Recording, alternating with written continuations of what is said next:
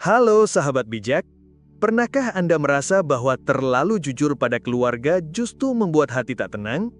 Di usia 65 tahun ke atas, berbagi memang penting, tapi tidak semua hal perlu dibuka lebar-lebar. Kali ini kita akan membahas 5 hal penting yang sebaiknya Anda simpan untuk diri sendiri demi menjaga kedamaian, batas pribadi, dan kemandirian Anda.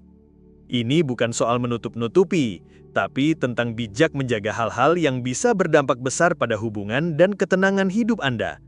Yuk simak sampai akhir, karena sedikit privasi bisa memberi banyak ketenangan di hari tua. Nomor 1. Keputusan dan aset keuangan.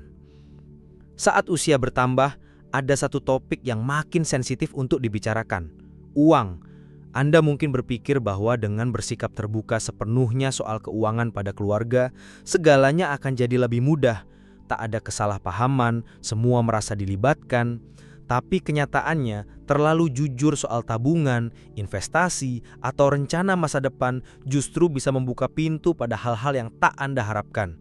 Nasihat yang tidak diminta, tekanan dari orang-orang terdekat, bahkan konflik keluarga. Uang, bagi sebagian orang, bisa jadi sumber keingintahuan yang tak selalu sehat. Mungkin ada yang awalnya jarang berkomunikasi, tiba-tiba menjadi sangat perhatian saat mengetahui apa yang Anda miliki. Yang tadinya niat Anda hanya ingin berbagi, malah jadi bumerang.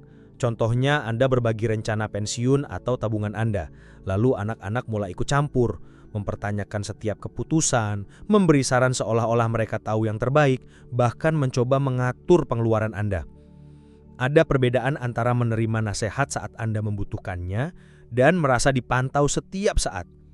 Di balik semua itu, ada satu hal yang jauh lebih penting, kendali atas hidup Anda sendiri.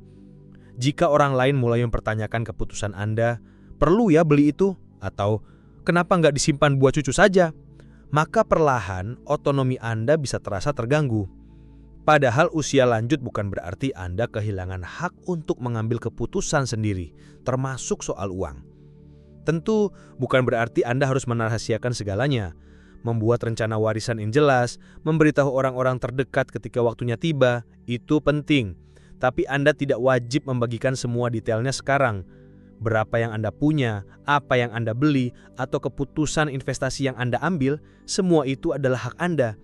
Menjaga beberapa hal tetap pribadi bukan berarti menutup diri, tapi justru bentuk bijak untuk menjaga kedamaian dan kemandirian Anda. Karena pada akhirnya, ketenangan hati lebih berharga daripada sekedar menyenangkan semua orang. Nomor 2. Masalah kesehatan yang tidak mendesak. Seiring bertambahnya usia, tubuh memang mulai menunjukkan tanda-tanda penuaan. Sendi terasa lebih kaku, energi tidak selalu sekuat dulu, dan kadang ada rasa tak nyaman di sana-sini. Wajar kalau kita ingin membagikan semua itu kepada keluarga. Mereka peduli, mereka ingin tahu, dan kita juga ingin merasa didengar. Tapi pernahkah Anda merasa justru setelah berbagi keluhan kecil, reaksi mereka jadi berlebihan? Misalnya, Anda hanya menyebutkan bahwa lutut sedikit nyeri pagi ini, dan tiba-tiba cucu Anda sibuk mencari dokter ortopedi di internet. Anak Anda mungkin langsung panik, menyarankan diet baru, suplemen ini itu, bahkan mungkin menjadwalkan pemeriksaan tanpa bertanya dulu. Mungkin niat mereka baik, tapi kadang terlalu banyak perhatian itu bisa terasa seperti tekanan. Rasanya seperti Anda sedang kehilangan kendali atas tubuh dan keputusan Anda sendiri. Ada juga sisi lain yang sering tak disadari. Ketika terlalu sering membicarakan keluhan kecil, keluarga bisa mulai melihat Anda sebagai seseorang yang semakin lemah. Padahal kenyataannya, Anda masih kuat, masih mandiri, dan masih mampu mengambil keputusan sendiri. Tapi karena mereka mendengar keluhan terus-menerus, mereka mulai meragukan kemampuan Anda. Akibatnya, mereka mungkin mulai memperlakukan Anda seperti porselen, perahu dan harus dilindungi dari segalanya. Mereka mungkin mulai membatasi Anda ikut kegiatan keluarga, menyarankan Anda istirahat di rumah saja, bahkan mungkin menyiratkan bahwa Anda sudah waktunya membutuhkan bantuan. Ini tentu bukan tentang menyembunyikan kondisi penting. Kalau ada hal serius yang mempengaruhi kehidupan Anda, keluarga jelas harus tahu. Tapi untuk keluhan kecil, terkadang memilih untuk tidak membagikannya bukan berarti Anda tidak jujur. Tapi itu berarti Anda sedang melindungi ruang pribadi Anda. Anda tetap punya hak untuk mengelola tubuh dan kesehatan Anda sendiri, tanpa intervensi yang tak perlu. Karena pada akhirnya, menjaga kendali atas hidup Anda sendiri adalah bagian penting dari merasa sehat dan berdaya. Kadang diam bukan berarti lemah, diam justru bisa menjadi bentuk kekuatan dan kebijaksanaan. Nomor 3. Pikiran sejati Anda tentang konflik keluarga. Hubungan keluarga itu rumit.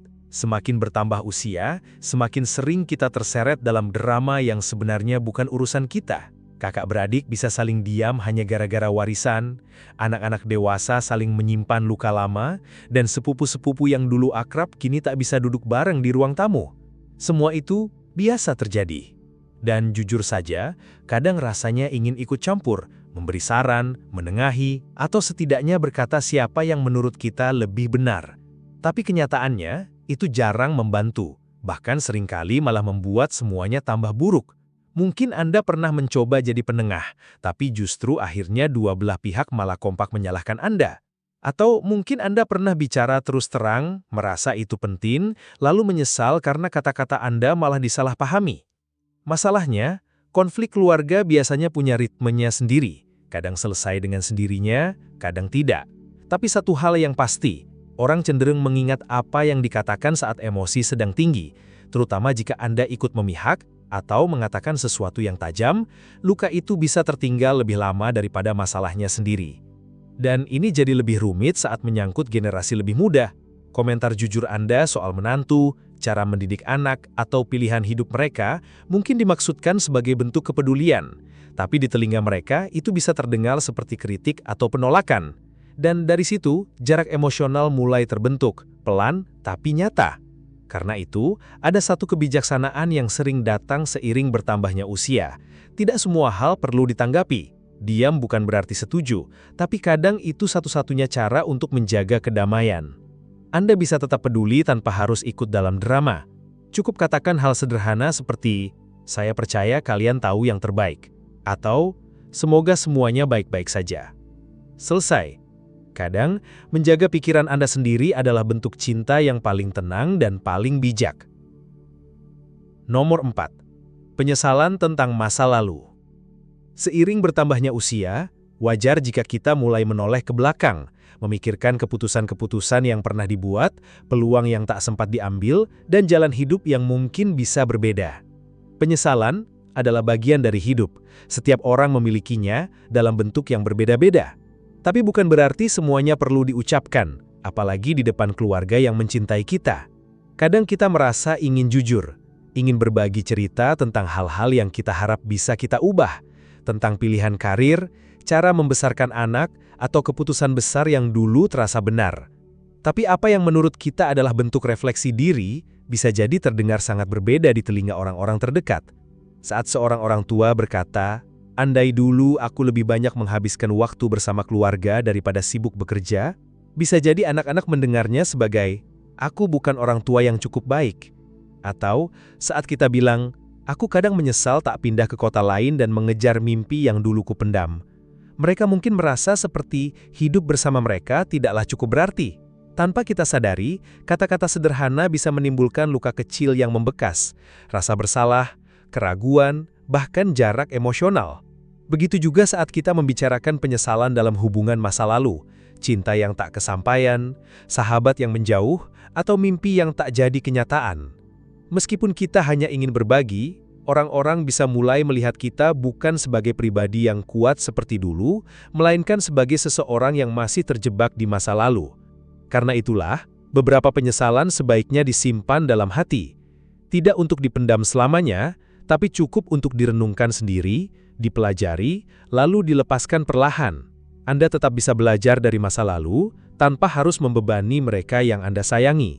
Toh, masa lalu tak bisa kita ubah, tapi cara kita menjalani hari ini dan esok, itu sepenuhnya masih dalam kendali kita.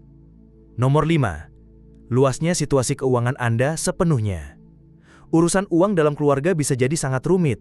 Di satu sisi, keuangan bisa mendekatkan hubungan. Tapi di sisi lain, terlalu terbuka soal uang justru bisa menimbulkan masalah, dari ekspektasi yang tak diucapkan hingga perasaan tak nyaman yang tak perlu.